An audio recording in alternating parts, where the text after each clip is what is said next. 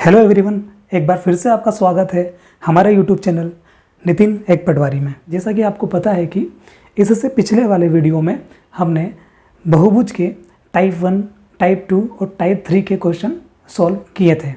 अभी हम लगभग 12 से 13 क्वेश्चन इस टाइप में यानी कि टाइप 4 में करेंगे और एक से एक बेहतरीन क्वेश्चन है जिनके सॉल्यूशन भी एक से एक बेहतरीन है।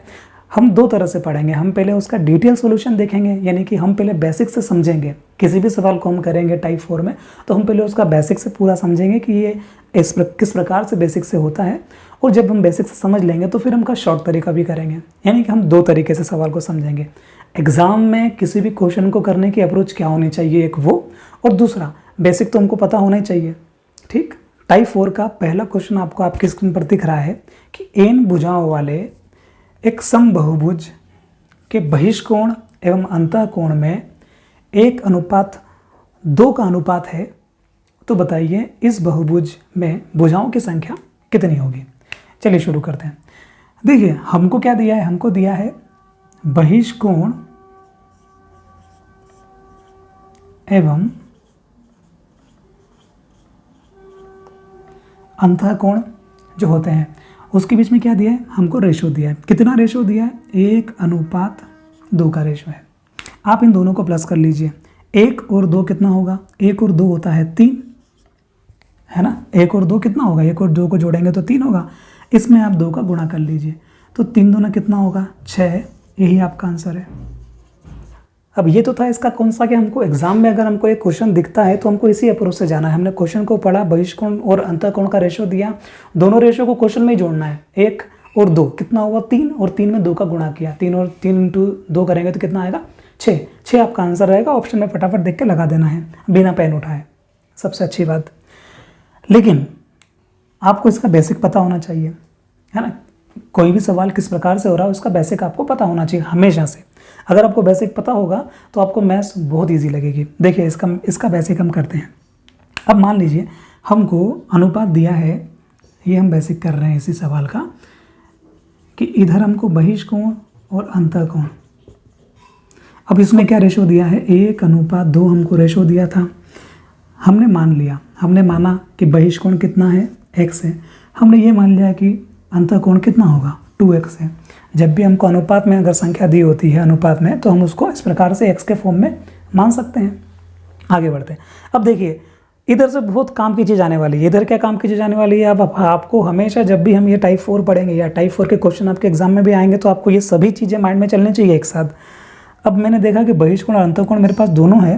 कहाँ आ रहा है, देखो अंतःकोण प्लस बाह्य कोण का योगफल कितना होता है, 180 होता है। क्या इसका उपयोग कर सकते हैं, हाँ इसका उपयोग कर सकते हैं। क्यों, क्योंकि फाइनली हमको क्या निकालना है, बहुभुज की संख्याएं निकालनी है। तो हमने क्या किया, x + 2x को जोड़ा तो 180 आना चाहिए। ऐसा क्यों होना चाहिए, क्योंकि हमने बहिष्कोण को x मान लिया है और अंतःकोण को हमने कितना मान लिया है, 2x मान लिया है। और अंतःकोण और बहिष्कोण को आपस में यदि हम जोड़ते हैं तो योगफल कितना आता है, 180 आता है इसके अनुसार। ठीक, आगे बढ़ते हैं।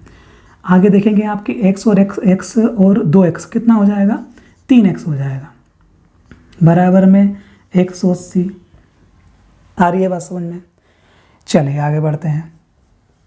x तो यहीं छूट जाएगा, ये 3 जो है ये बटे के उधर चला जाएगा, मतलब कि 180 में 3 का भाग लग जाएगा। ठीक, बराबर x का मान कितना आ जाएगा, 3 छंग कितना होता है, 3 छंग 18, मतलब कि x का मान कितना आया, 60 आया। अभी तो हमने x का मान निकाला है, अब हम इसमें पुट करेंगे। देखो x का मान यदि हम यहाँ पुट करें तो इसके अनुसार हमको बहिष्कोण कितना मिलेगा, हमको बहिष्कोण मिल जाएगा 60। यदि बहिष्कोण हमको 60 मिला है, अब देखो अंतःकोण में x का मान रखेंगे, 2 इंटू कितना करेंगे, x का मान कितना आया है, 60 आया है, तो अंतःकोण कितना आ जाएगा, अंतःकोण आपके पास आ जाएगा 120। इतना आप समझे। ठीक, ये आप समझ पाए होंगे। 60 हमारा क्या आ गया है, बहिष्कोण आ गया है, और अंतःकोण कितना आ गया, क्योंकि अंतःकोण की वैल्यू 2x थी तो हमने 2 × 60 किया तो 120 आ गया है।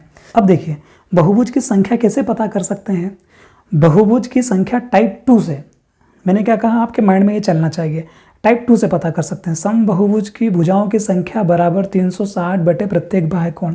बाह्य कोण हमारे सामने कितना है, 60 है। तो यदि मैं n मुझे फाइंड करना है 360 में यदि मैं 60 का भाग लगा दूं तो कितना आएगा, तो आप कहेंगे कि 0 से 0 कट जाएगा और 6 एकम 6 और 6 छंग 36, मतलब कि n का आंसर कितना आएगा, 6 आएगा। मतलब कि भुजाओं की संख्या कितनी आ जाएगी, 6 आ जाएगी। और यही तो हम पहले ही ले आए थे। अब सवाल नंबर 2 आपको आपकी स्क्रीन पर दिखाई दे रहा है। सवाल नंबर 2 क्या है, सवाल नंबर 2 ये है कि यदि किसी समबाहुभुज का बहिष्कोण अंतःकोण का 1/2 है तो बताइए भुजाओं की संख्या कितनी होगी। ठीक है, सवाल आपने पढ़ लिया। अभी हमने किया है यही वाला सवाल, आप समझ पाए, यही वाला सवाल हमने पहला वाला सवाल किया है, उसमें भी 1:2 दिया था। लेकिन यहाँ पे क्या बोला है, यहाँ पे बोला है कि जो बहिष्कोण जो है वो अंतःकोण का कितना है, 1/2 है। अब देखो सवाल में ये कहा गया है कि जो बहिष्कोण है वो अंतःकोण का कितना है, 1/2 है। यदि बहिष्कोण अंतःकोण का 1/2 है, इसका मतलब क्या है कि ये दोनों आपस में बराबर होंगे। बहिष्कोण अंतःकोण का ही तो 1/2 है, तो दोनों आपस में बराबर हो गए। यहाँ से क्या कर सकते हैं, यहाँ से हम बहिष्कोण ऐसा ही लिख देंगे, अंतःकोण उधर गुणा में है तो इधर काय में आ जाएगा, इधर आ जाएगा भाग में। ठीक, और ये 1/2 तो ऐसा ही रहेगा। आगे बढ़ते हैं, आगे देखिए। अब क्या करना है हमको, बहिष्कोण हमने यहाँ लिख दिया, वही जो हमने उस सवाल में किया था। अंतःकोण हमने यहाँ लिख दिया, और ये जो डिवाइड में दे रखा है इसको रेशो के फॉर्म में लिख लेना है। बहिष्कोण के आगे 1 लिखा है तो यहाँ पे 1 लिख दो, अनुपात। अंतःकोण के आगे 2 लिखा है तो ये 2 यहाँ लिख दो। अब फिर से हम कहाँ पे आ गए, फिर से हम जहाँ से हमने पिछले वाले सवाल की शुरुआत करी थी वहाँ पे। तो क्या करना है, आपको पता है इन दोनों को जोड़ते हैं, 2 और 1 को जोड़ा तो कितना आया, 3 आया। 3 में हमने 2 का गुणा ही तो किया था, तो आंसर कितना आ गया था, 6 आ गया था। आप सोच रहे होंगे कि हमने ये 2 सवाल क्यों बना दिए एक ही सवाल के। वो इसलिए बना दिए कि हो सकता है कि सवाल में डायरेक्ट रेशो दे दे कि 1:2 है, हो सकता है कि सवाल में ऐसा बोल दे कि बहिष्कोण अंतःकोण का 1/2 है। ठीक है, तो आपको कंफ्यूज नहीं होना है, सवाल वो ही पूछना है। हमको फाइनली कहाँ आना है, हमको फाइनली इस वाली स्टेप पे आना है। ठीक, कि हम डायरेक्टली क्या कर पाएँ, बहिष्कोण अंतःकोण का रेशो लिख पाएँ। तो देखिए अभी तक हमने 2 सवाल देखे हैं और दोनों सवाल में हमने सिर्फ एक ही चीज़ देखी है कि हम सवाल पढ़ के बिना पेन उठाए हल कर सकते हैं। कैसे कि सवाल में जो भी रेशो दिया रहेगा उसको आपस में जोड़ना है और काय का गुणा करना है, 2 का गुणा करना है, तो हम क्या पा लेंगे, हमको भुजाओं की संख्या ज्ञात हो जाएगी। अब देखिए आपकी स्क्रीन पर तीसरा सवाल जो भी आया है, इसमें आप देख पा रहे होंगे कि ये वाला सवाल MP पटवारी की परीक्षा 2017 में जो हुई थी उसमें 24 दिसंबर का पेपर है, पहली पाली का, पहली शिफ्ट का, उसमें पूछा गया है ये प्रश्न। बड़ा ही आसान है, आपने कर लिया होगा। आपने क्या किया होगा, 1 और 11 दोनों को जोड़ा होगा, 1 और 11 कितना हुआ, 12, और आपने 12 में 2 का गुणा किया होगा, तो कितना आंसर आया होगा, 24 आंसर आया होगा। फिर भी मैं एक बार सवाल पढ़ देता हूँ।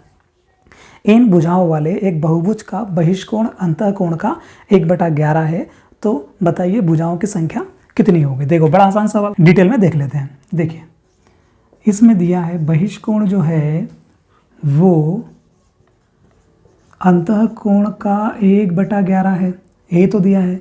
यदि बहिष्कोण अंतःकोण का 1/11 है तो ये दोनों आपस में बराबर हो जाएंगे। फिर हम आगे क्या करेंगे, आगे हम ये करेंगे कि बहिष्कोण को तो यहीं रखेंगे, अंतःकोण गुणा में है तो यहाँ नीचे आ जाएगा भाग में, अगर बराबर के इधर आएगा तो फिर 1/11 ऐसा ही रह जाएगा। बात समझ पा रहे हो। फिर क्या होगा, फिर हमको बहिष्कोण और अंतःकोण को रेशो को फॉर्म में लिख लेना है। कैसे, बहिष्कोण के आगे 1 लिखा है तो यहाँ 1 आ जाएगा, और अंतःकोण के आगे यहाँ पे 11 लिखा है तो 11 आ जाएगा। 11 और 1 दोनों को जोड़ेंगे तो कितना आएगा, 11 और 1 दोनों को जोड़ेंगे तो 12 आएगा। 12 में हम 2 का गुणा करेंगे तो 12 दूना 24। यही हमको फाइंड करना था। मतलब हम क्या समझ पाए, हम ये समझे कि यदि हमको बटा में दिया रहे तो भी हमारा काम हो जाएगा, यदि हमको अनुपात में दिया रहे तो भी हमारा काम हो जाएगा। हमको क्या करना है, दोनों को जोड़ के सिर्फ 2 से गुणा करना है बस, और आंसर लगाना है। ठीक, अब आपके स्क्रीन पर आपको अगला क्वेश्चन दिखाई दे रहा है। खास बात यह है कि ये वाला प्रश्न भी MP पटवारी की शिफ्ट सेकंड में 20 दिसंबर 2017 को पूछा गया। अब क्या था इस सवाल में बताइए, आप पढ़िए, आपने सवाल कर लिया होगा। आपको क्या दिख रहा है, आपको इसमें 1/12 दिख रहा है। तो क्या करना है, 12 और 1 को जोड़ना है, 12 और 1 को जोड़ना है। 12 और 1 कितना हो जाएगा, 13। 13 में 2 का गुणा करेंगे, आंसर आ जाएगा। 13 दूना कितना हो जाएगा, 26। तो 26 इस सवाल का आंसर है। फिर भी हम करते हैं, वही सेम तरीके से करना है हमको, है ना। ऐसा बोला है सवाल में कि एक समबहुभुज का जो बहिष्कोण है वो अंतःकोण का 1/12 है। यदि बहिष्कोण अंतःकोण का 1/12 होगा तो बराबर लग जाएगा बीच में। अब क्या किया था हमने, जो बहिष्कोण है उसको ऐसे रखने दिया और अंतःकोण को क्या किया, इसके अपोन में ले लिया। ऐसा कर सकते हैं, गुणे से कोई चीज़ बराबर के इधर आएगी तो भाग में चली जाएगी। ये 1/12 ऐसा ही रहेगा। आगे बढ़ जाते हैं, जो बहिष्कोण है और अंतःकोण है इनको इस प्रकार लिख लेंगे कि हम रेशो के फॉर्म में जमा पाएँ। बहिष्कोण के आगे 1 लिखा है, यहाँ 1 आ जाएगा। अंतःकोण के आगे 12 लिखा है, यहाँ 12 आ जाएगा। बीच में रेशो का साइन लग जाएगा। यहाँ से तो हम अपना तरीका लगा देंगे। 12 और 1 इसी फॉर्म में हमको चाहिए। 12 और 1 कितना होता है, 13। और 13 × 2 करेंगे तो 13 दूना 26। यही आंसर है। अब देखिए, अभी तक हमने 3 प्रश्न या 4 प्रश्न देखे हैं और इन चारों प्रश्नों में एक चीज़ कॉमन आपने देखी है कि जब हम बहिष्कोण और अंतःकोण का अगर रेशियो हमको क्वेश्चन में दिया हो तब भी यहाँ पे 1 दिया है। कोई सा भी सवाल आप उठाओ पिछले 3 वाले जो अभी अपन ने किए हैं, और यदि बटा वाले सवाल जो है यदि हम उसमें भी करके आ रहे हैं सवाल को तो बहिष्कोण के नीचे हम क्या पा रहे हैं, 1 ही हमको मिल रहा है। तो इस बात से आप ये समझे कि जब कभी भी ऐसे क्वेश्चन आएंगे जिनमें हमको रेशो दिया हो या बटा वाले फॉर्म में दिया हो और बहुभुज की संख्या पूछेगा तो हमको बहिष्कोण में हमेशा नीचे क्या लाना है, 1 लाना है। अगर नहीं दिया हो तो लाना है। दिया हो तो बहुत अच्छी बात है, दिया हो तो हम डायरेक्टली क्या कर लेते हैं, 12 और 1 13 को जोड़ के इसमें क्या कर लेते हैं, गुणा 2 करके 26 आंसर ले आते हैं। और यदि ऐसा क्वेश्चन आ जाए जिसमें बहिष्कोण ठीक है और अंतःकोण का जो अनुपात है वो 2:3 दिया रहे, सवाल जैसे किए थे वैसे ही है। आपसे क्या पूछा है, बहिष्कोण और अंतःकोण का अनुपात दिया है कितना, 2:3। और अब आपसे पूछ लिया मान लो भुजाओं की संख्या बताइए कितनी होगी। तो अब क्या करना है, अब ऐसा नहीं करना है कि 3 और 2 को जोड़ा तो 3 और 2 को जोड़ा तो कितना हुआ, 5 हुआ। फिर आपने 5 में 2 का गुणा कर दिया तो 5 दूना 10, ये आंसर हो जाएगा। ऐसा नहीं होगा, ये गलत हो जाएगा, है ना, ये इसका आंसर नहीं होगा। तो फिर क्या होगा, तो देखो समझते हैं, बड़े ध्यान से समझना आप। तो फिर ये होता है कि हमने क्या बोला आपको कि हमने जो भी क्वेश्चन किया उसमें बहिष्कोण के नीचे 1 है तो इसमें भी बहिष्कोण के नीचे 1 बना दो। ऐसे कैसे बना सकते हैं, देखो आपको मालूम है यदि कोई भी संख्या हो, देखिए यहाँ समझिए, यदि कोई भी संख्या हो, मान लीजिए संख्या 100 है, यदि संख्या 100 दी है और इस संख्या 100 को मुझे 1 बनाना है तो किसी भी संख्या को यदि 1 बनाना हो तो उसमें उसी संख्या का भाग लगा दीजिए तो क्या बन जाएगा, 1 बन जाएगा। फॉर एग्जांपल यदि 100 दिया है और 100 को मुझे 1 बनाना हो तो मैं 100 में किसका भाग लगाऊंगा, 100 में मैं 100 का भाग लगा दूंगा। 100 में 100 का भाग लगाऊंगा तो 100 से 100 कट जाएगा, कितना बचेगा, 1 बचेगा। अब देखिए मान लीजिए कि एक संख्या है 25 और इस 25 को मुझे 1 बनाना है तो क्या करना पड़ेगा, तो 25 को 1 बनाना है, जिस भी संख्या को 1 बनाना है उसमें उसी संख्या का भाग लगाओ। तो 25 का भाग मैं 25 में यदि लगाता हूँ तो ये 25 से 25 कट जाएगा तो कितना बचेगा, 1 बचेगा। आप समझ पाए।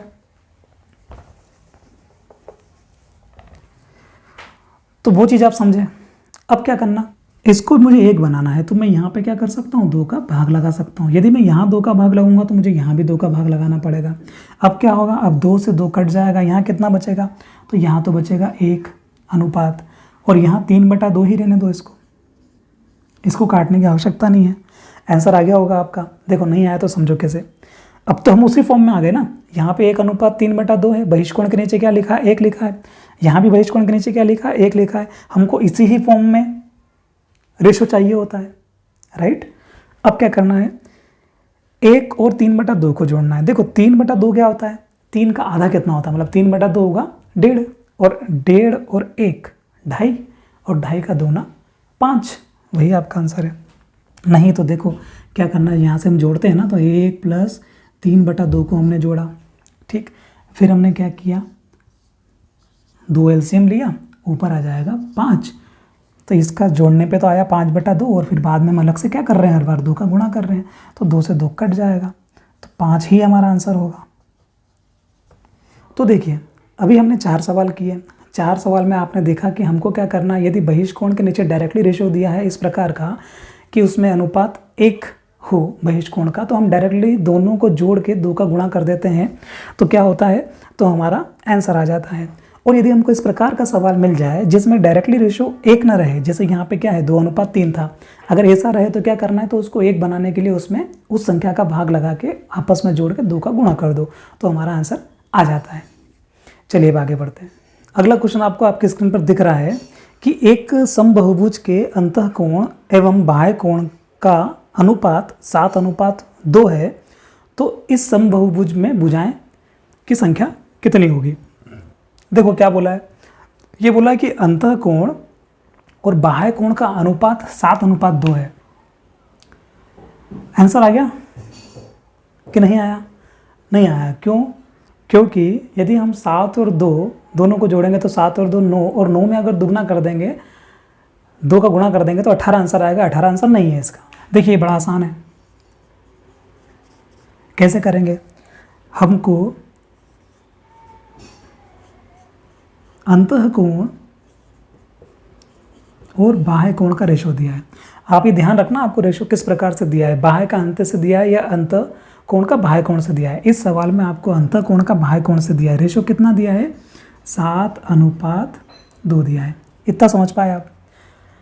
हमको क्या करना है, हमको तो सिर्फ ये चेक करना है इस सवाल में कि बाह्य के नीचे 1 है कि नहीं है। अगर नहीं है तो उसको बना दो। कैसे बनाएंगे, इसमें 2 का भाग लगा दो। यदि मैं इसमें 2 का भाग लगाऊंगा तो मुझे इसमें भी 2 का भाग लगाना पड़ेगा। इसमें 2 का भाग लगाया तो 1 बन जाएगा, 2 से 2 कट जाएगा तो 1। अब देखिए अब तो सिंपल है। अब क्या करना है कि 7/2 + 1 को जोड़ना है। कैसे जोड़ेंगे, एलसीएम ले लेंगे, 2 का यहाँ एलसीएम आ जाएगा, 7 और 2 9, 9/2 आया। अब क्या करते हैं, अब इंटू 2 करते हैं, है ना। हर बार हम क्या कर रहे हैं, जोड़ के गुणा ही तो कर रहे हैं, तो हमने इनको जोड़ा तो हमको 9/2 मिला। और ये इंटू 2 क्यों किया है, क्योंकि हम हर बार यहाँ दुगना करते हैं, तो 2 से 2 आपका कट जाएगा। कितना आंसर मिलेगा, 9 आंसर मिलेगा। यही इस सवाल का उत्तर है। आई बात समझ में। यहाँ से आप अगर ये नहीं करना चाहते हो तो इसको यहाँ से डायरेक्ट भी कर सकते हैं। 7/2 को किया तो 3.5, 3.5 और 1 कितना होता है, 4.5, 4.5 का दुगना, 9 आंसर है। ठीक। अगला क्वेश्चन आपको स्क्रीन पर दिख रहा है कि यदि किसी बहुभुज का अंतःकोण बाह्य कोण का 4 गुना है तो इस समबहुभुज में भुजाओं की संख्या कितनी होगी। देखिए इसको करते हैं, ये बड़ा आसान है। क्या बोला है कि एक बहुभुज का जो अंतःकोण है वो बाह्य कोण का 4 गुना है। मतलब कि बाह्य कोण में क्या करेंगे, 4 का गुणा कर देंगे, यही तो करेंगे। अंतःकोण जो है वो बाह्य कोण का 4 गुना है, मतलब कि ये आपस में बराबर हो जाएगा। अब हमको अंतःकोण को तो ऐसे ही लिख देना है, ठीक, बटे बाह्य कोण इनटू में है तो इधर आएगा तो काय में आ जाएगा, डिवाइड में हो जाएगा। बराबर में क्या आ जाएगा, 4 तो ऊपर रहेगा, नीचे कुछ भी नहीं है तो आप चाहो तो 1 लगा सकते हो, है ना। अब चाहो तो डायरेक्ट यहीं से सवाल हो जाएगा। क्यों, क्योंकि देखो बाह्य के आगे आपको 1 दिख रहा है और हमने क्या पढ़ा है अभी तक कि हमको बाह्य के आगे 1 ही चाहिए, है ना। तो अगर ये चाहिए तो फिर वो आगे और करने की आवश्यकता नहीं है। 1 और 4 कितना हो जाएगा, 4 और 1 5 हो जाएगा, और 5 में किसका गुणा कर देंगे, 2 का, तो 5 दूना 10। यही इस सवाल का उत्तर है। तो देखिए अभी तक हमने लगभग 5 या 6 के आसपास सवाल किए होंगे। इन सभी सवालों में हमने ये देखा कि यदि हमको रेशो वाले सवाल या बटे वाले सवाल या गुना वाले सवाल, ये वाला गुना वाला सवाल था ना कि उसका कितना गुना है, इस प्रकार के यदि सवाल आते हैं तो उसको हम इजीली सिर्फ ये चेक करके कि बाएं कोण के नीचे एक है तो दोनों को जोड़ के 2 का गुणा करके आंसर एक लाइन में ख़त्म कर सकते हैं। यदि नहीं है तो भी आपने देखा कि कैसे बनाना है एक। तो देखिए अगला क्वेश्चन आपको आपके स्क्रीन पर दिख रहा है कि यदि एक समबाहुभुज के शीर्ष पर बने आंतरिक कोण एवं बाह्य कोण का अंतर 150 है तो समबाहुभुज में भुजाओं की संख्या कितनी होगी। तो देखिए इस सवाल को कैसे करना है। इस सवाल में हमको अंतःकोण और बाह्य कोण का डिफरेंस यानी कि अंतर दिया है, ठीक।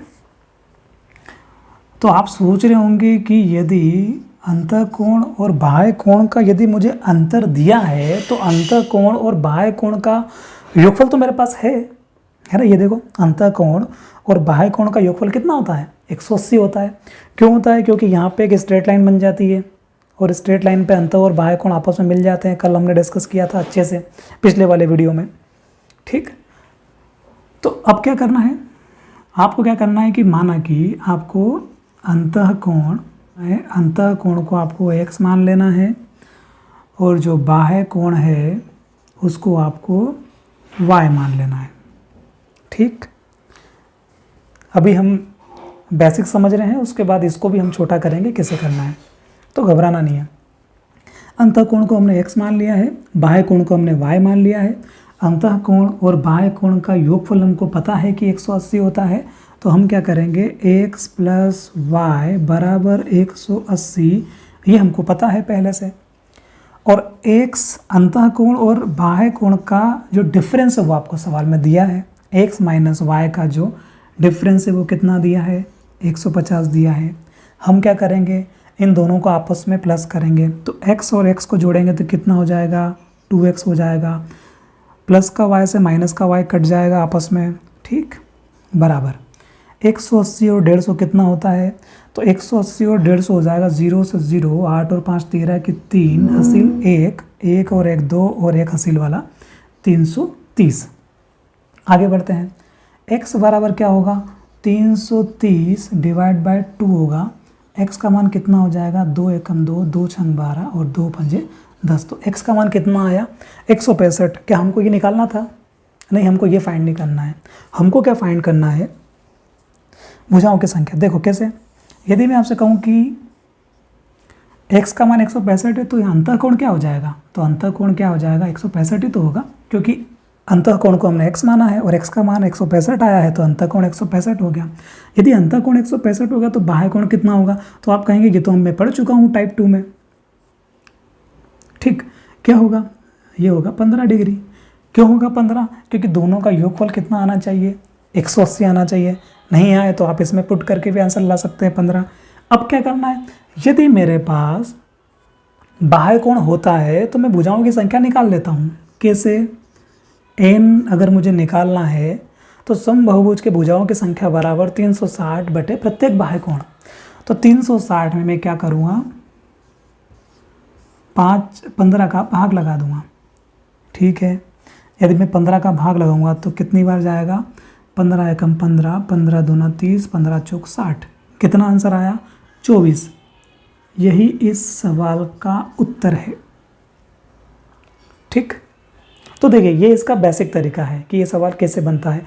एग्जाम में आपको कौन सी अप्रोच से जाना है वो एक अलग चीज़ है, चलो उसको देखते हैं। एग्जाम में आपको इस अप्रोच से जाना है कि आपको डिफरेंस कितना दिया है। आपको डिफरेंस दिया है, आप कहेंगे सर मुझे डिफरेंस 150 दिया है, डिफरेंस आपको 150 दिया है, ठीक है। इस 150 को आपको 180 से माइनस कर देना है हमेशा। यदि आप 150 को 180 से माइनस करेंगे, 180 से आप 150 को माइनस करेंगे तो आप कितना पाएंगे, 30। इस 30 को आपको हमेशा आधा करना है, तो कितना आ जाएगा, 15। बस यही आपका बाह्य कोण आएगा हमेशा। हमेशा क्या होगा, जब आप 180 में डिफरेंस जो दिया है आपको क्वेश्चन में, अंतःकोण और बाह्य कोण का डिफरेंस 150 दिया है, तो आपने 180 में से 150 माइनस कर दिया, 30 आया। 30 में आपने 2 का भाग लगाया तो कितना आएगा, 30 का आधा 15 होता है, 15 आएगा। अब ये क्या आएगा, ये आएगा बाह्य कोण। ठीक, इससे भी करेंगे तो वैसे आ सकता है वो। तो अभी हमने क्या निकाल दिया, डायरेक्टली हमने बाह्य कोण निकाल दिया। यदि हम देखो बाह्य कोण अगर हम निकाल लेते हैं, डायरेक्ट 15 आ गया, तो अब तो क्या करना है, अब तो 360 में 15 का भाग लगाना है, तो आंसर आ जाएगा 24। आप समझ पाए।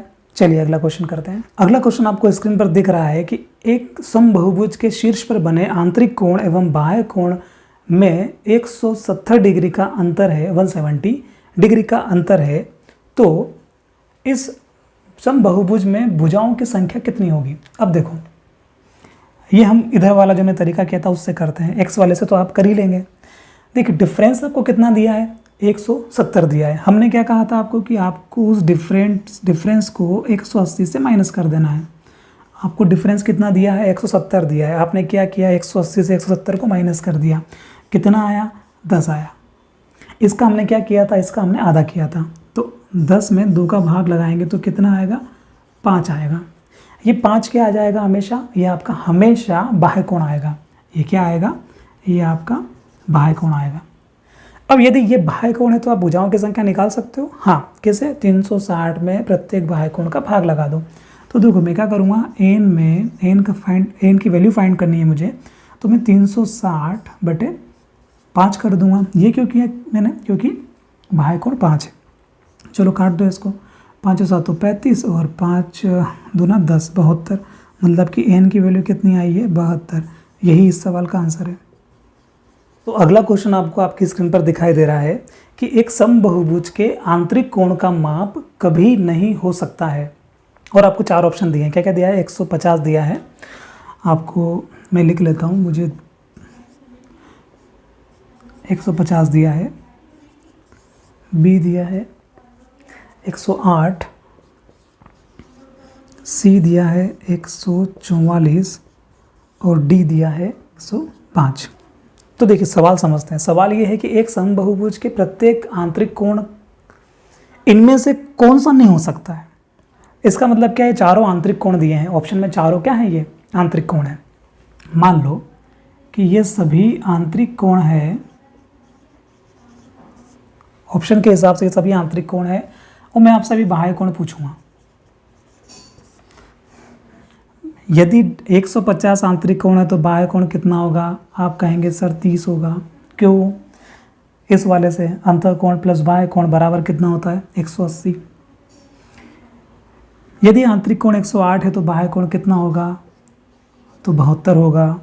यदि आंतरिक कोण 144 है तो बाह्य कोण कितना होगा, 36 होगा। यदि आंतरिक कोण 105 है तो बाह्य कोण कितना होगा, 75 होगा।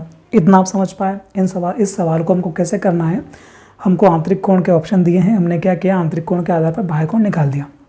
अब क्या करना है, हम पता करते हैं कि इस वाले बहुभुज में कितनी भुजाएं हैं। देखिए n बराबर 360 बटे क्या है, प्रत्येक बाह्य कोण, तो 30 का भाग लगाओ।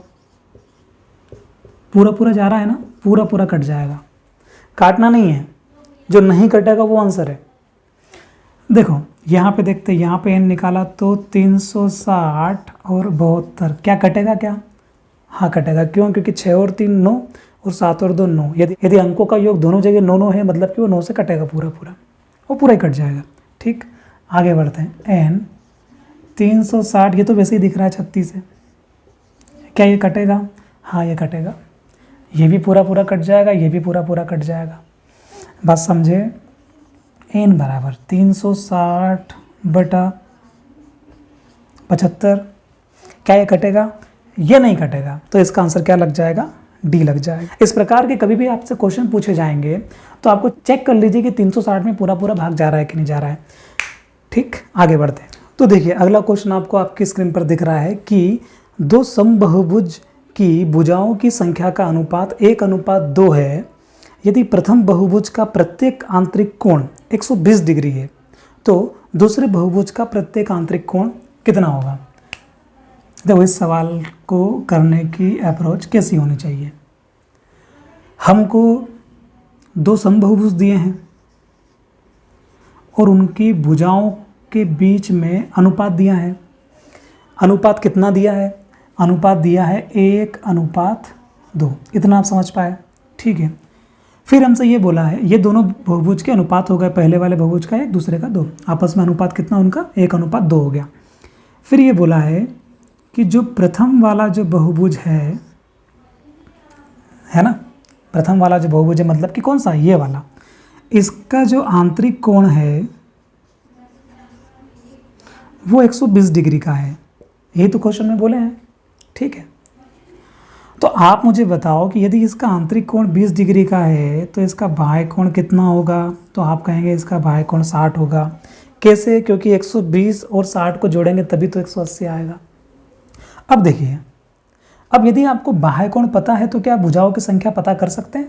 हाँ, हम समबाहुभुज की भुजाओं की संख्या पता कर सकते हैं यदि हमको बाह्य कोण पता हो तो n बराबर कितना हो जाएगा 360/60। ये तो करेंगे क्योंकि इसका बाह्य कोण कितना है, पहले वाले का 60 है। 0 से 0 काटी, 6 कम 6, 6 छंग 36, n का मान कितना आया 6 आया। इसका मतलब ये जो पहला वाला जो बहुभुज है इसमें 1 का मतलब कितना है 6 है। यदि इसमें 1 का मतलब 6 है, किस आधार पर, n का मान इसमें 6 आया है, इसकी संख्या कितनी आ गई 6 आ गई है। यदि इसका 1 का मान 6 है तो 2 का मान कितना होगा, तो आप कहेंगे सर 2 का मान तो 12 होगा, है ना। तो दूसरे वाले समबाहुभुज में भुजाएं कितनी हो जाएगी 12 हो जाएगी। लेकिन उन्होंने क्या पूछा है, उन्होंने हमसे आंतरिक कोण पूछा है। क्या पूछा है, आंतरिक कोण पूछा है। तो हम क्या करेंगे, हमने आंतरिक कोण बाह्य कोण ऐसे बना लिया अभी समझने के उद्देश्य से। अब देखिए, यदि हम 360 में भुजाओं की संख्या का भाग लगा दें, प्रत्येक कोण को मैं अगर इधर ले लूं और भुजाओं की संख्या को 360 के बटे में ले लूं तो भी कुछ फर्क नहीं पड़ने वाला है ना। कहने का मतलब ये है कि यदि आपको भुजाओं की संख्या अगर पता होती है तो आप 360 में भुजाओं की संख्या का भाग लगाएंगे तो प्रत्येक बाह्य कोण निकल के आ जाएगा इससे। तो प्रत्येक बाह्य कोण कैसे निकलेगा, यहाँ पे 360 में मैं भुजाओं की संख्या का भाग लगूंगा तो 12 एकम कितना हो गया, 12 एकम 12 हो गया, 12 तिया 36, मतलब कि इसको काटने पे कितना आया 30 आया। इसका बाह्य कोण कितना आया 30 आया। यदि इसका बाह्य कोण 30 है तो इसका आंतरिक कोण कितना होगा, तो आप कहेंगे सर इसका आंतरिक कोण 150 होना चाहिए।